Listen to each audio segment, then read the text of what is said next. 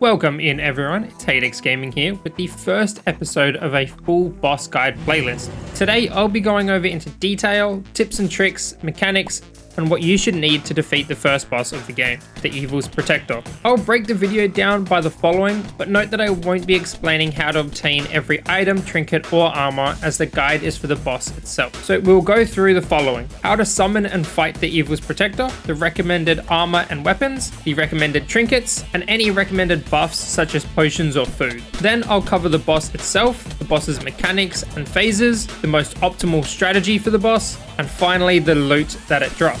So to summon the Evil's Protector, you'll need a mysterious portal boss summon item. This summon item can be obtained by surface chests and enemies and chests in the plains and forest biome caves. Otherwise, once you have some demonic bars and void shards, you will be able to craft them at a demonic workstation later on, just in case you need to fight them again. So with the mysterious portal, just use it from your hotbar whilst on any biome surface at night to spawn the boss. This boss is a nighttime only boss, so if you don't complete the fight by the time it becomes daytime, the boss will despawn and disappear. Before you go into this fight, you'll want to make sure you are properly prepared. Available to you at this stage is a wide variety of armor ranging from wool and leather to bronze, iron, or gold. So here are the optimal armor sets for each class. Melee with full gold and gold helmets. The range class doesn't have a set armor this early on, so just use the full gold armor again with the gold helmets. Mages will have the full cloth set, and the summoners will use the full spider set.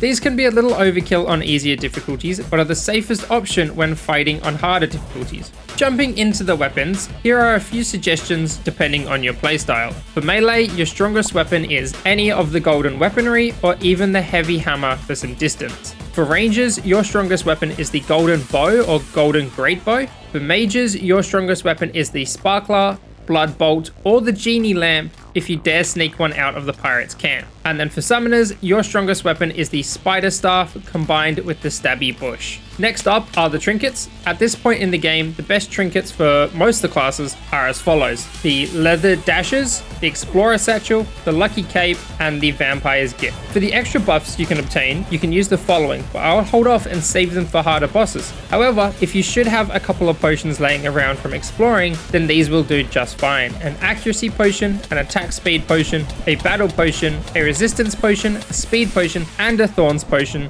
just in case you get hit. Finally, for a food buff, blueberries for the extra crit chance are really good and easy to obtain. Roasted rabbit legs will give you 5% damage, or the bread from the beginning of the game, if you still have any, adds a massive 20 health. With all the preparation and gearing out of the way, let's jump into the boss's mechanics. The Evil's Protector has two different phases, a ground phase and a bombing phase. Starting off the fight, it will drop in and start in the ground phase. During this phase, it will summon purple portals that can spawn minions to help it fight and do melee damage. It will also shoot fireballs in a cone towards you as well. After about the 80%, 50%, 30%, and 10% health mark, it will fly into the air and begin its bombing phase. During its bombing phase, it will throw fireballs from the sky, which can be seen by red signs or shadows on the floor. These projectiles get faster and more common the lower the HP of the boss, so keep an eye out for them and avoid them. Once it finishes this phase, it will crash down and cause impact damage, so make sure you aren't underneath it when it lands. After about 20% HP has been dealt, or after the first bombing phase, it will start to also send off purple homing attacks, so keep an eye out for those. And from about 50% health, its fireball cone attack will turn into a spiral fireball attack, where it shoots out fireballs in a spiral pattern. So that's it for all of its mechanics, and then jumping into the most important part, the most optimal strategy to beat the boss. Well, the easiest way to defeat this boss is to just find a settlement with about 2 or more guards. The more, the better. And just summon the boss and let the guards defeat it. This fight can be won worry-free in a matter of seconds, but be sure to get a couple hits in, otherwise you won't obtain any good loot. If cheesing it isn't for you, the best plan of attack is to focus on the portals first, then worry about the Evil's Protector. Most classes will have a weapon you can use to distance yourself with,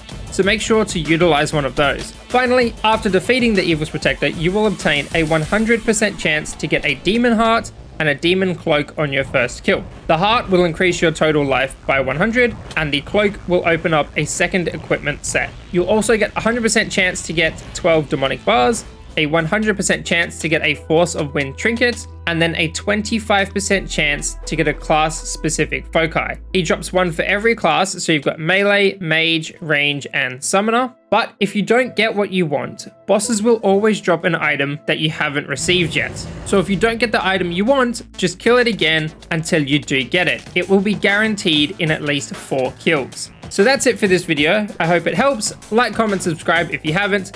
And I hope you all have a lovely time zone. So that means good morning, good afternoon, good night, wherever you may be, and I hope to see you for the next one.